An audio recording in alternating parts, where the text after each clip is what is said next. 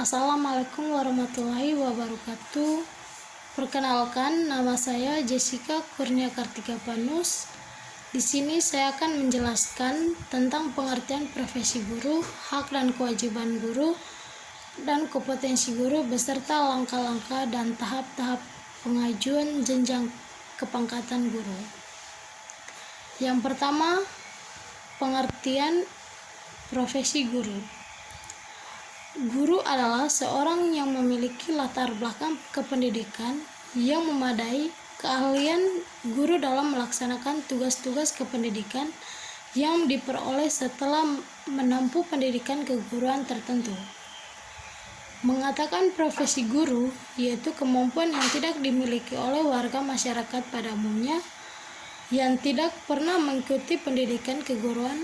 Ada beberapa peran yang dapat kita lakukan oleh guru sebagai tenaga kependidikan, antara lain sebagai pekerja profesional dengan fungsi mengajar, membimbing, dan melatih; pekerjaan kemanusiaan dengan fungsi dapat melestarikan seluruh kemampuan kemanusiaan yang dimiliki; sebagai petugas masyarakat dengan fungsi mengajar dan mendidik masyarakat untuk menjadi warga negara yang baik. Profesi guru adalah orang yang bekerja atas panggilan dengan hati nurani dalam melaksanakan tugas kepribadian pada masyarakat, hendaknya didasari oleh dorongan atau panggilan hati nurani. Sehingga guru akan merasakan senang dalam melaksanakan tugas berat untuk mencerdaskan anak didiknya. Profesi guru adalah keahlian dan kewenangan khususnya dalam bidang kependidikan, pengajar dan pelatih yang ditekuni untuk menjadi mata pencairan dalam memenuhi kebutuhan hidup yang bersangkutan. Guru sebagai profesi berarti sebagai pekerja yang masyarakatnya kompetensi dalam keahlian atau kewenangan dalam kependidikan dan pembelajaran agar dapat melaksanakan pekerjaan tersebut secara efektif dan efisiensi serta berhasil berdaya guna. Yang kedua, hak dan kewajiban guru. Hak dan kewajiban guru merupakan salah satu profesi dari tenaga kependidikan. Guru bertugas untuk mengajar, di mana mengajar merupakan pelaksanaan profesi pembelajaran dan menjadi proses yang paling penting untuk penyelenggaraan pendidikan. Oleh karena itu, hak-hak dan kewajiban guru yang diperoleh untuk keberhasilan di atas kebutuhan hidup minimum dan jamin kesejahteraan sosial. Mendapatkan promosi dan penghargaan sesuai dengan tugas dipesertai kerja. Untuk memperoleh perlindungan dalam melaksanakan tugas dan hak atas kekayaan intelektual dan memperoleh kesempatan untuk meningkatkan kompetensi dan memanfaatkan sarana dan prasarana untuk pembelajaran dan menjunjung kelancaran tugas keprofesionalan dengan memiliki kebebasan dalam memberikan penilaian dan ikut menentukan kelulusan, penghargaan atau sanksi kepada peserta didik sesuai dengan kaidah kependidikan, kode etik guru dan peraturan perundang-undangan. Kewajiban guru untuk merencanakan pembelajaran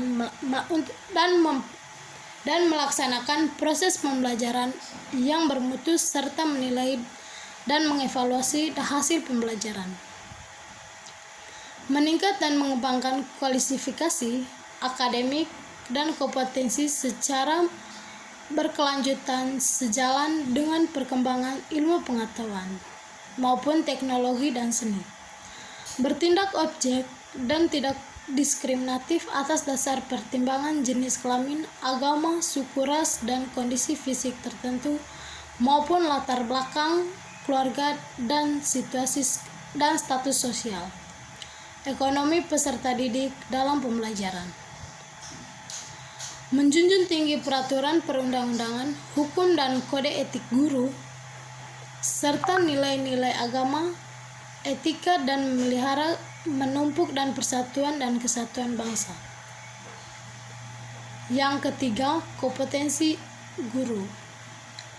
Kompetensi merupakan kemampuan seorang guru untuk melakukan tugas dan kewajiban dengan layaknya bertanggung jawab. Oleh karena itu, yang pertama, kompetensi kepribadian. Kompetensi guru yang pertama adalah kompetensi kepribadian, kemampuan personal yang dapat mencerminkan kepribadian seseorang yang dewasa dan berwibawa, mantap, stabil, mulia, serta dapat menjadi teladan yang baik bagi peserta didik. Kompetensi kepribadian dibagi menjadi beberapa bagian yang meliputi: yang pertama, kepribadian yang stabil dan mantap. Seorang guru harus bertindak sesuai dengan norma-norma sosial yang berlaku dalam masyarakat, bangga menjadi seorang guru, serta konsisten dalam tindakan dan sesuai dengan norma yang berlaku. Kepribadian yang dewasa, seorang guru harus menampilkan sifat mandiri dalam melaksanakan tindakan sebagai seorang pendidik yang dimiliki etos kerja yang tinggi sebagai guru. Kepribadian yang arif serta pendidik harus menampilkan tindakan berdasarkan manfaat bagi peserta didik, sekolah, dan juga masyarakat peserta didik untuk menunjukkan keterbukaan dalam berpikir dan melakukan tindakan. Kepribadian yang berwibawa, seorang guru harus mempunyai perilaku yang dapat memberikan pengaruh positif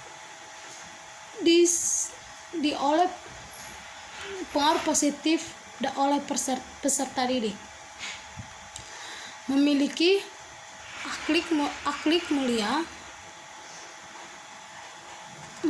akhlak mulia dan menjadi teladan. Seorang guru harus bertindak sesuai dengan norma yang berlaku, yaitu iman dan takwa, jujur, ikhlas, suka menolong, dan dapat diteladani oleh peserta didik. Yang kedua, kompetensi sosial.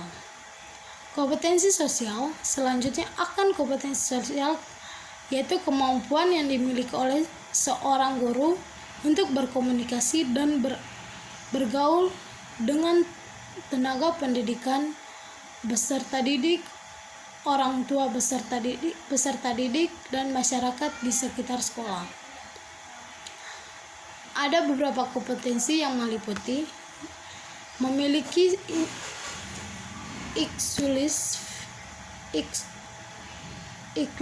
inklusif, bertindak objektif dan tidak melakukan diskriminasi terhadap agama, jenis maupun latar belakangnya. Guru harus dapat berkomunikasi secara santun,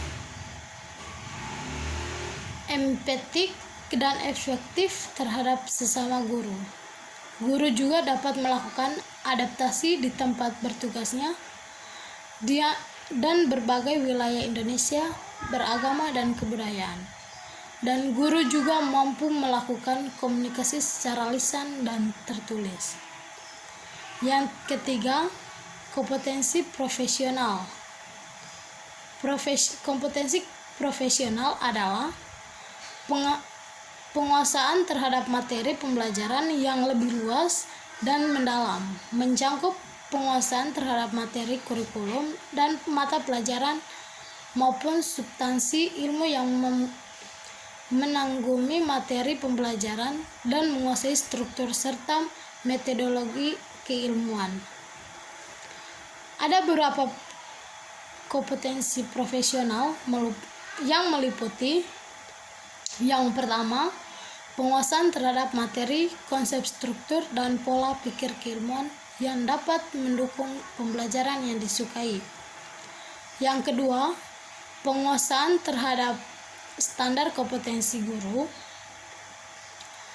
Standar kompetensi guru dasar setiap mata pelajaran bidang yang dikuasai. Yang ketiga, melakukan pengembangan materi pembelajaran yang disukai dan kreatif.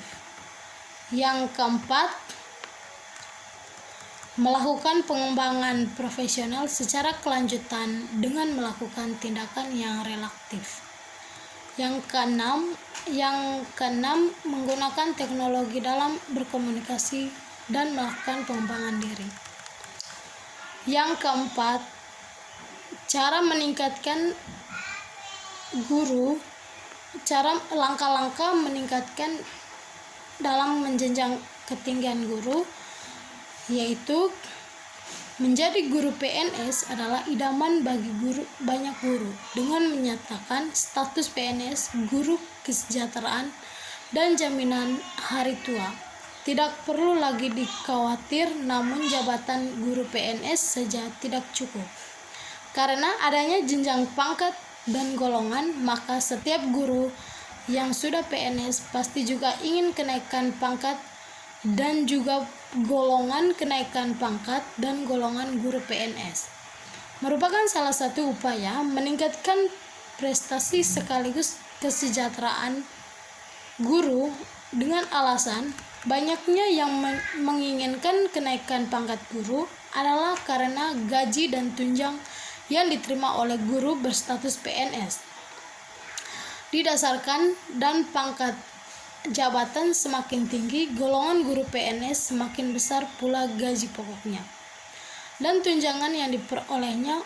Untuk menaikkan pangkat guru, ada sejumlah masyarakat dan serangkaian prosedur yang harus dipenuhi. Syarat prosedur itu sudah ditetapkan oleh pemerintah. Yang pertama, jenjang jabatan fungsional guru. Sebelum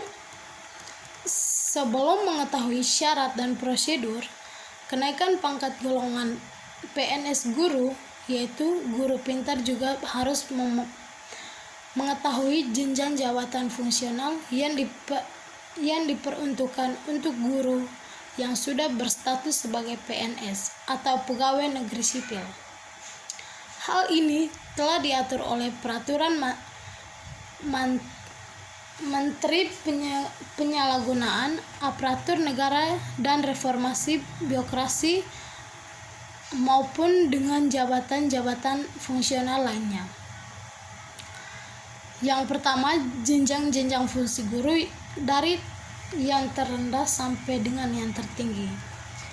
Yang pertama, guru tinggi. Yang pertama, guru pertama, guru muda, guru madaya, dan guru utama. Yang kedua, jenjang pangkat guru untuk setiap jenjang jabatan sebagai yang dimaksudkan pada ayat 1. Guru pertama, panta muda golongan ruang. Yang kedua, panta muda tingkat 1 golongan ruang. Yang ketiga, guru muda panta golongan ruang. Yang keempat, panta tingkat 1 golongan ruang. Guru madaya pembina golongan ruang, pembina tingkat 1 golongan ruang. Pembina utama muda, yaitu golongan ruang. Guru utama, pembina utama. Dan cara-cara untuk naik pangkat untuk guru PNS. Yang pertama, untuk dapat naik jabatan dan pangkat guru PNS, tingkatlah semudah sebaliknya telapak tangan.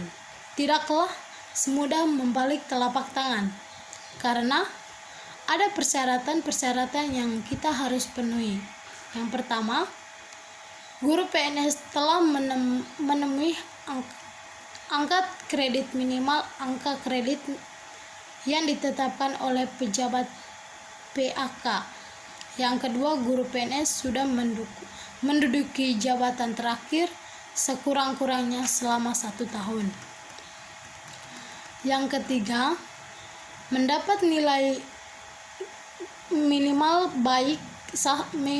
baik untuk setiap unsur daftar penilaian pelaksanaan pekerjaan atau DP3 dalam jenjang waktu 1 tahun terakhir. Dalam pemahaman hukum dasar, untuk jenjang guru PNS, yaitu mengatur kenaikan pangkat dan jabatan guru PNS akan memudahkan guru pintar untuk menyampaikan segala sesuatu yang dibutuhkan, supaya pangkat dan golongan segera mengalami kenaikan. Peraturan tentang kenaikan pangkat dan golongan PNS guru telah diatur secara resmi oleh pemerintah. Sekian dan terima kasih. Mungkin ada kesalahan kata atau ucapan, mohon dimaafkan. Assalamualaikum warahmatullahi wabarakatuh. Selamat pagi. Terima kasih.